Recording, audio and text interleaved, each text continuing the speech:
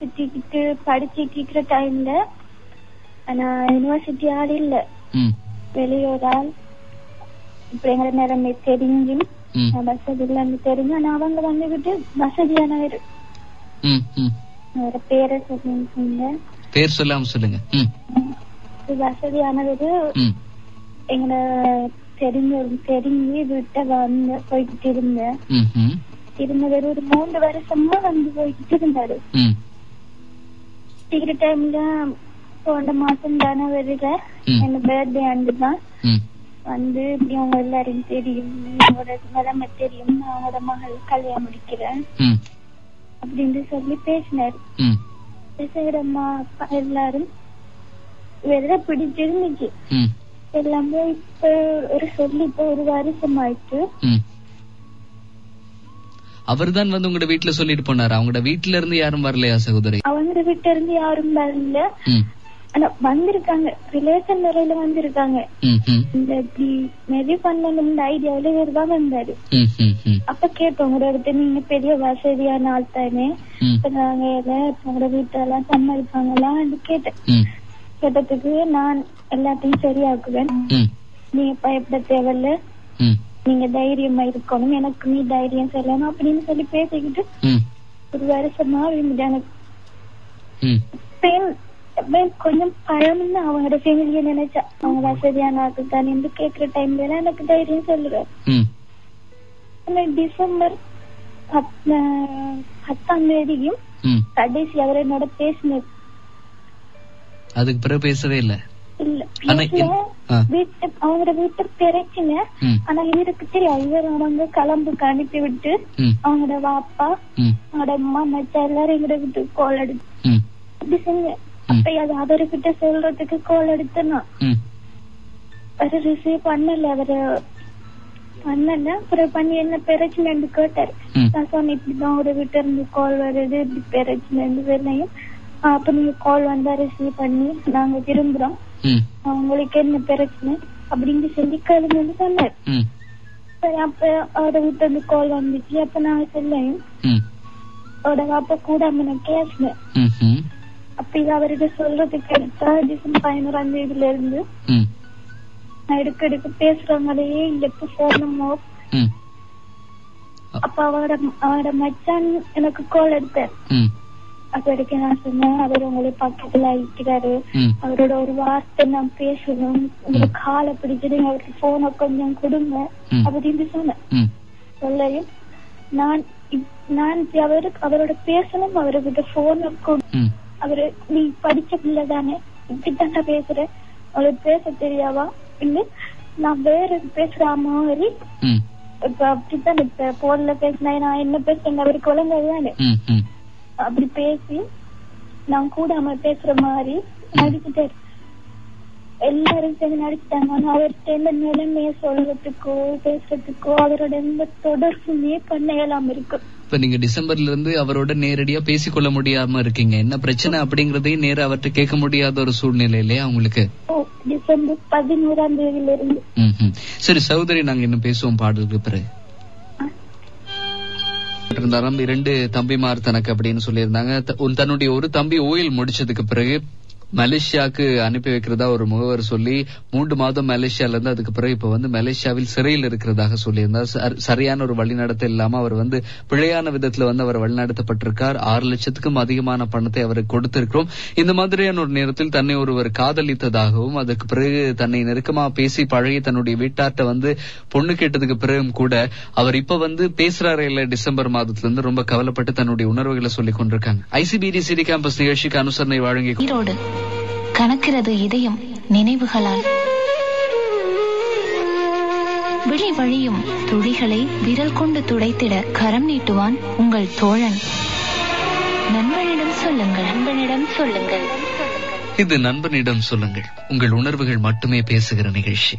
ஒரு சகோதரி தன்னுடைய உணர்வுகளை சொல்லிக் கொண்டிருக்காங்க. பல்கலைக்கழகத்துல கலை பிரிவில் படிச்சிருக்காங்க. சகோதரி சொல்லுங்க. அதாவது நீங்க வந்து டிசம்பருக்கு பிறகுல இருந்து அவரோட பேசுறதுக்கு முயற்சி செய்றீங்க. ஆனா வந்து அவரோட பேசுறதுக்கான வாய்ப்பு கிடைக்கல. உங்களோட வீட்டார் எல்லாமே தப்பா பேசுறாங்க. பிள்ளையான ஒரு அபிப்பிராயத்தை உங்கள் மீது ஏற்படுத்தி இருக்காங்க இல்லையா? இந்த நிமிஷம் வரைக்கும் நான் அவரோட பேசுறதுக்கு முயற்சி செய்யறேன். அந்த டைம்ல அவரு எங்களோட பேசாம இருந்ததுக்கு எனக்கு மனநோய் சைக்காட்ரிஸ்ட் டாக்டர் எங்க வீட்டாக்கு கூட்டிக்கு போயிருந்துக்கேன்.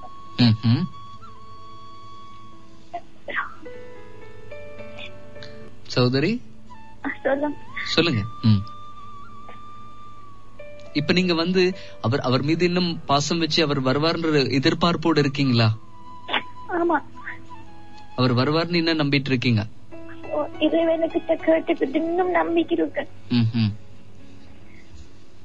இப்ப உங்களுடைய ஒரு தம்பி மலேசியால இருக்காரு இல்லையா? அவரும் இப்ப நிறைய பிரச்சனைகளுக்கு முகம் கொடுத்துட்டு இருக்காரு. எந்த தம்பி நினைக்கிறதா இல்ல எதை நினைக்கிறதா எனக்கு எதுவுமே தெரியல. இரவு நைட் எல்லாம் தூங்குறதே இல்ல. அழுதுக்கு இருக்கிற அம்மாக்கு தெரிஞ்ச அம்மா கஷ்டப்படுவாங்கன்னு யாருக்கிட்டையும் சொல்லாம தனிமையிலேயே இருந்து கழுகுது. எந்த ஃப்ரெண்ட்ஸ் மாரும் இல்ல எந்த உணர்வுகளை சொல்றதுக்கு. உங்களோட அப்பா என்ன செய்யறாரு? அப்பாவும் வீட்டுல இருக்கிறாங்க. ஆக்சிடென்ட் பட்டு தொழில் பெருசா போறதுல விட்டு இருக்கிறாங்க. குடும்பத்தை சுமக்க வேண்டிய. சரி, இப்ப எப்படி வருமானம் வருது உங்களோட குடும்பத்தை காப்பாத்துறதுக்கு? செலவுகள் எப்படி நீங்க சமாளிக்கிறீங்க? செலவுகள் லோன் எடுத்து இருக்கிறாங்க வீட்டால. எனக்கும் எப்ப சரி எனக்கும் ஒரு எப்பண்டு கிடைக்கும் தானே நம்பிக்கையில. இப்ப இன்டர்வியூக்கு கால் வந்து போய் அட்டன் பண்ணி வீட்டு நிலைமையில நான் தான் எடுக்கும். மனசுல சரியான கஷ்டம். சரி, இதுக்கு முயற்சி எல்லாம் இருக்கு. உங்களுக்கு நிறைய பொறுப்புகள் இருக்கு, ஆனா இதையும் செய்யறதுக்கான ஒரு மனசு இல்ல. சகோதரி, நீங்க இந்த காதல் உங்களுக்கு எவ்வளவு காலம் ஆகுது? நீங்க எவ்வளவு காலமா அவரை காதலிக்கிறீங்க? அவரை தெரியும் எனக்கு இப்ப 4 வருஷமா. 4 வருஷமா தான் அவர் பழகிட்டு இருந்தா. அவருக்கு 4 வருஷமா அவர் மனசுல இருந்திருக்கு. எம்எஸ் முடியும் வரைக்கும் அவரு காத்துக்கிட்டு நிக்கிறாரு, படிப்பு முடியட்டுமே என்று சொல்லி. அவரும் உங்களோட படிச்சிருக்காரு? ஒரே இல்ல அவருக்கு எம்எஸ் இல்ல, அவர் பிசினஸ். சரி, ஒரே ஒரு விஷயம் சகோதரி, ஏன்னா நீங்க ரொம்ப முக்கியமா 4 வருஷமா காதலிக்கிறீங்க. அந்த 4 வருஷத்துக்கு முதல்ல அவர் யாருன்னு உங்களுக்கு தெரியும். 4 வருஷமா காதலிக்கிறீங்க இல்லையா? 4 வருஷத்துக்கு முதல்ல அவர் யாருன்னு உங்களுக்கு தெரியாது. அவர் பேசின சில விஷயங்கள், அவர் உங்கள் மீது காட்டிய அன்பு, இந்த 4 வருஷத்துக்குள்ள உங்களை நிறையவே உங்களை மாத்தி இருக்கு இல்லையா? இருந்தாலும் இப்ப நீங்க இன்னும் ஒரு விஷயத்த நீங்க அதிகமா மனசுக்குள்ள யோசிக்க வேண்டிய ஒரு கட்டாயம் உங்களுக்கு இருக்கு. உங்களுடைய அப்பா விபத்துக்குள்ளாகி இப்ப அதனால அவர் சரியான ஒரு தொழில் செய்ய முடியாம இருக்கார். அம்மா வீட்டுல இருக்காங்க. ஒரு தம்பியும் பாக்கணும் இல்லையா? அவர் படிக்கிறாரா? 6ஆம் ஆண்டு படிக்கிறார். 6ஆம் ஆண்டு படிக்கிறார். அதை விட உங்களுடைய இன்னும் ஒரு தம்பி மலேசியாவுல. இப்ப உங்களுக்கு இருக்க நிறைய பொறுப்புகள் இருக்கு சகோதரி. நீங்க இந்த காதல் மட்டுமே வாழ்க்கைன்னு நினைச்சு தினம் தினம் அழுதுட்டு இருக்கிறத விடவும் நீங்க முக்கியமான சில விஷயங்களை இப்ப நீங்க செய்துட்டீங்கன்னா வாழ்க்கையில எல்லாமே உங்களை தேடி வர்ற ஒரு நிலை வரும். முதல்ல நீங்க உங்களுடைய நீங்க நிறைய கடன் எடுத்திருக்கிறதா சொல்லியிருக்கீங்க. அந்த கடன்களை அடைக்கிறதுக்கான வழிகளை நீங்க தேடணும். உங்களுடைய தம்பி 6ஆம் ஆண்டு படிக்கிறார். அவர் எதிர்காலத்துல அவர் ஒரு நல்ல நிலைக்கு கொண்டு வந்தாலே உங்களுடைய குடும்பம் சந்தோஷமா இருக்கிறதுக்கு நல்ல ஒரு வாய்ப்பா இருக்கும் அது. ஆகவே அவரை படிக்கிறதுக்கான ஒரு சின்ன வசதியை கூட நீங்க தான் ஒரு வீட்டுக்கு மூத்தவங்களா, வீட்டுக்கே ஒரு தலைவியா இருந்து எல்லா விஷயமும் செய்ய வேண்டிய ஒரு முழு பொறுப்புமே இப்ப உங்ககிட்ட தான் இருக்கு. இந்த நேரத்துல நீங்க கவலைப்பட்டு அவர் வரமாட்டாரா, பேச மாட்டாரா இப்படிங்கிற சிந்தனையோட இருக்கிறத விட கண்டிப்பா அவரால் முடியும் இல்லையா? உங்களுக்கு ஒரு அழைப்பு ஏற்படுத்தி இப்படி ஒரு பிரச்சனையில இருக்கேன், கொஞ்சம் காலத்துக்கு பிறகு உங்களோட மீண்டும் பேசுறேன்னு சொல்றது ஒரு பெரிய விஷயம் இல்ல. அதான் என்ன இருந்தா முடிக்கிற ஐடியா இருந்தாலும் இல்லாட்டி ஒரு வார்த்தை சொல்லணும். அந்த வார்த்தையும் சொல்றாரு இல்ல. நீங்க இந்த அவர் ஒரு வார்த்தை சொல்லும் வரைக்கும் காத்திருக்கீங்க, பரவாயில்ல. நீங்க இறைவனை பிரார்த்திங்க, கண்டிப்பா அவர் உங்களுக்கு கிடைக்கணும்னு. ஆனா நீங்க இப்ப யோசிக்க வேண்டியது இது இல்ல, என்ன உங்களுடைய வரணும் இல்லையா? நிறைய முயற்சி செய்த, அதுக்கும் நிறைய முயற்சி, நிறைய செலவு செய்த. ஆனா அது இந்த கடைசி 5ஆம் மாசம் 12ஆம் தேதி ரிலீஸ் ஆகும்னு சொல்லி இருக்கிறாங்க. ஒரு 3 வருஷம். நீங்க இலங்கை வெளிநாட்டு வேலை வாய்ப்பு பணியத்தின் மூலமா ஏதாவது செய்ய முடியுமான்னு பாருங்க சகோதரி. அங்கேயும் போய் ஃபாரின் மினிஸ்ட்ரி மூலமா தான் தொடர்பு கொண்டு மலேசியாவோட இருக்கிறையும் ஃபாரின் மினிஸ்ட்ரியோடையும் தொடர்பு கொண்டாங்க. அவங்க சொல்லிருக்காங்க 5ஆம் மாசம் 12ஆம் தேதி ரிலீஸ் ஆகும்னு சொல்லி இருக்கிறாங்க. அவர் முன்னையும் எங்களோட தம்பி கால் எடுத்துக்கே இருந்தாரு. இப்ப ஜெயிலுக்குள்ள தெரியாம கால் பேசிக்கே இருப்பாரு டெய்லி. இப்ப அதுவும் கூட வெடிக்கிற பாக்கல்ல புடிப்பட்டு அதுல வர அடிச்சிருக்கிறாங்க. ஆனா ஒரு அம்மா கிட்ட சொல்லல, எந்த இருந்தாலும் எனக்கு தான் சொல்லுவாரு. அடிச்சு போனையும் பறிச்சுட்டாங்க, வெளியால விட்டாங்களோ ரூம்லயே பூட்டி வச்சிருக்காங்கன்னு சொல்லி ஒரு மாசத்துல எடுத்து பேசுவாரு. இப்படி எல்லாரோட உணர்வுகளையும் நீங்களே தாங்கிக் கொள்ள வேண்டி இருக்கிறதாலையும் நீங்க அதிகமா நீங்க யோசிக்க தொடங்குறீங்க. அதனால நீங்க இப்ப யோசிக்க வேண்டிய ஒரே ஒரு விஷயம் இதுதான் சகோதரி. நீங்க இந்த காதல் இருக்கு இல்லையா, இதுக்கு கொஞ்சம் காலம் கொடுங்க, கொஞ்சம் காலம் தள்ளி வைங்க. இன்னும் ஒரு சில மாதங்களுக்கு பிறகு அல்லது அவரா சொல்லும் வரைக்கும் பாருங்க. ஏன்னா நீங்க எத்தனையோ முறை முயற்சி செய்து பாத்துட்டீங்க, அந்த முயற்சிகள் எல்லாம் உங்களுக்கு பாதகமா தான் அமைஞ்சிட்டு இருக்கு இல்லையா. ஏதோ ஒரு விதத்துல உங்கள் மீது தப்பான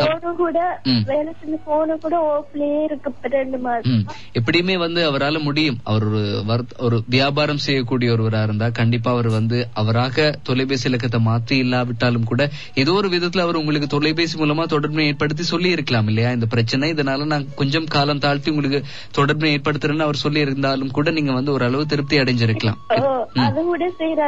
நீங்க அதனால இதை விட்டுருங்க சகோதரி, காலத்துக்கு விட்டுருங்க இந்த பிரச்சனையை. இப்ப உங்களுக்கு இருக்கிறது முதலாவது நீங்க தீர்வு காண வேண்டியது. ஏன்னா இந்த 5ஆம் மாசத்தோட ஒரு விடுதலை கிடைச்சிடும் இல்லையா, அதே மாதிரி இப்ப உங்களுக்கு ஒரு வேலை கிடைச்சிருக்கு, அதுல அதிகமான கவனத்தை செலுத்துங்க, அவதானத்தை செலுத்துங்க. நீங்க வாங்கியிருக்க கடன்கள் எல்லாம் அடைச்சிடலாம்.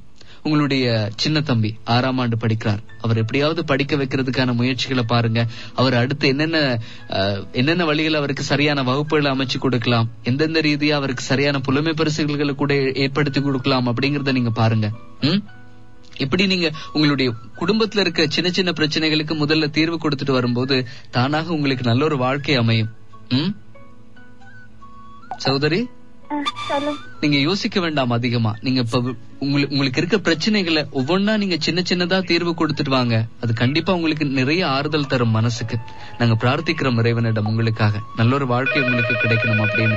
கொஞ்சம் காதலுக்கு காலம் தாழ்த்தி கொடுங்கள், அல்லது கொஞ்சம் காத்திருங்கள், அல்லது இறைவனை பிரார்த்திங்க. அவரா ஒரு பதில் சொல்லும் வரைக்கும் நீங்களா ஏதாவது சொல்ல போனீங்கன்னா அது உங்கள் மீது தப்பான அவருக்கு சொல்லக்கூடிய அளவுக்கு தான் இப்ப எல்லாமே நடந்துட்டு இருக்கு. அப்படிங்கறதால கொஞ்சம் காலம் விட்டு பாருங்கள் காதலுக்கு. இப்ப உங்க வீட்டுல இருக்க பிரச்சனைகளுக்கு தீர்வு கொடுங்க முதல்ல. அது நல்ல ஒரு சந்தோஷமான மனநிலையை உங்களுக்கு இப்போது ஏற்படுத்தி தரும்.